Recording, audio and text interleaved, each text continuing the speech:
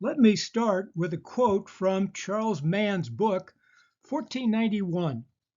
Much of this world vanished after Columbus, swept by disease and subjugation.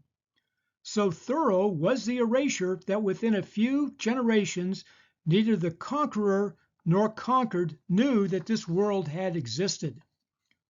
What we know started with the writings from the Spaniards, mainly priests, along for religious reasons. Columbus set up headquarters in Hispaniola on his second voyage.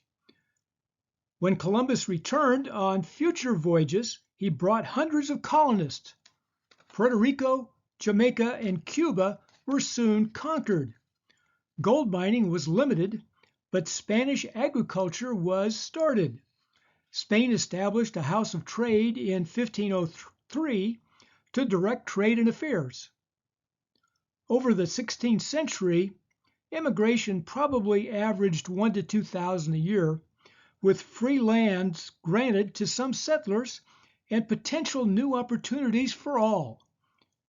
An illiterate peasant could become a plantation owner in the New World. The Euro-centered food story started early, with Columbus bringing back various foods he discovered during his voyages. This was the start of what historian Alfred Crosby called the Columbian Exchange. Vast numbers of New World foods exchanged for smallpox and other pandemics. The Spanish did bring livestock, which changed the indigenous culture, particularly of the Plains Indians. The exchange concept was later expanded to include all the foods exchanged worldwide. Rice would be introduced into Mexico, tomatoes became central to Italian cooking, and Ethiopian coffee was grown in Asia and the Western Hemisphere. The Spaniards had horses, armor, guns, training, supplies, and they brought smallpox. Historian William McNeill pointed out that from the indigenous perspective, disease preceding these strange and powerful visitors could only mean their gods were stronger. Assuming this perspective is correct, it's understandable why they could be easily subjugated by ruthless Europeans. Hernan Cortez was a poor Spanish aristocrat and trained as a notary. He came to Hispaniola as an 18-year-old colonist in 1504, basically a decade after Columbus, by which time the Spanish had spread out over the Caribbean and into Mesoamerica. Cortez proved to be a competent administrator and appointed to lead an expedition into Mexico. He established Veracruz in 1519. By this time, over a quarter century since Columbus first landed, the Spaniards had translators for various Mesoamerican languages and nominal allies. Conquistadors would ally with indigenous people to attack more formidable groups. Cortez learned of the rich Aztec Empire centered at Tenochtitlan around Mexico City and a dissension of the vassal states.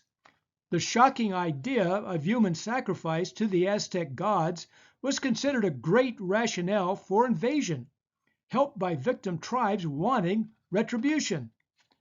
Cortez marched inward with 600 soldiers, 15 horses, 15 cannon, and hundreds of indigenous men. Presumably, strange men wearing armor, some on horses, made an impression. He slaughtered thousands before Mexico City.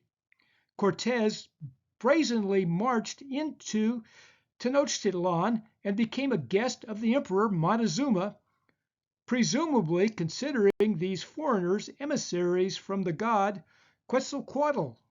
Easy for me to say. The emperor gave Cortez gold. Rather than gratitude, the result was greed and lust for more, gold and power. Cortez seized and held him prisoner The Aztecs revolted, replaced and killed Montezuma, well, so the Spaniards claimed, then retook the city as Cortez fled. Cortez returned with reinforcements, took the city, and defeated the Aztec Empire in 1521. Cortez had continued success and lived almost to mid-century. Charles V approved his deeds and made him governor and captain general of New Spain. Conquistadors marched through Mexico, including Lower California and north of the Rio Grande River, then in Central America using Cortez's brutal tactics. Spanish peasants flocked to the New World. The indigenous people were the shocked survivors. The Spanish population in the Americas was perhaps 160 to 200,000, mainly men, before the end of the 16th century. There were also thousands of African slaves. Tenochtitlan was large with massive markets, which astounded the Spaniards. The people liked to bathe a couple of times a day using indigenous soap, which was also used to wash their clothes. Major market goods were baskets, pots, turquoise, luxury goods, and all the Mesoamerican foods available. Cocoa beans were prized and often took the place of money. Otherwise, it was barter. Charles V, 1500 to 1558, became Holy Roman Emperor and seemed to inherit half of Europe. Spain had a centralized bureaucratic system with a top-down corrupt system. Charles used Spain as his treasury for endless wars throughout Europe. Consequently, as Spanish galleons dropped off loads of gold and silver in Spain, it was soon on its way further east, killing off 90% of the Mesoamerican population and destroying the major civilizations to fund endless wars around Europe seems a double tragedy. In The Birth of Plenty, author William Bernstein pointed out that the Spanish did not develop institutions for modernity.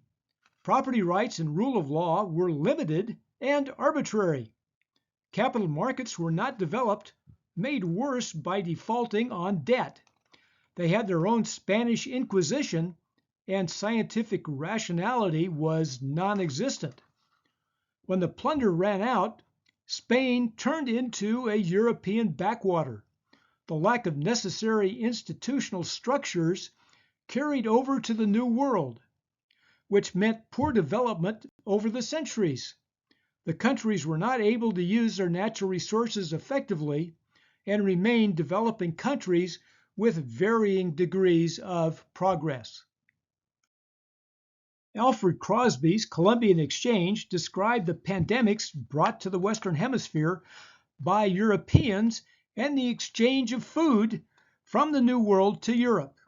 The Spanish brought livestock, which eventually transformed the culture. Cortez brought wheat seeds with him, which expanded into wheat fields across central Mexico.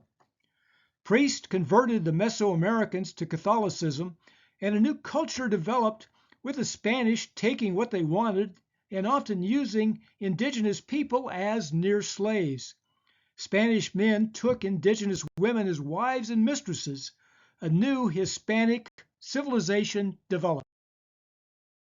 It's on to the conquest of Peru by Pizarro and others, which takes years of brutal battle. Along with Peru, the Spaniards moved on to Colombia and Chile. Although Spaniards sailed down the Amazon, it is the Portuguese that took Brazil after Cabral discovered it in 1500. The initial draw was Brazil wood, not a kingdom of gold, and Brazil had a different history from Spanish America. South America next time on Food History and Mystery.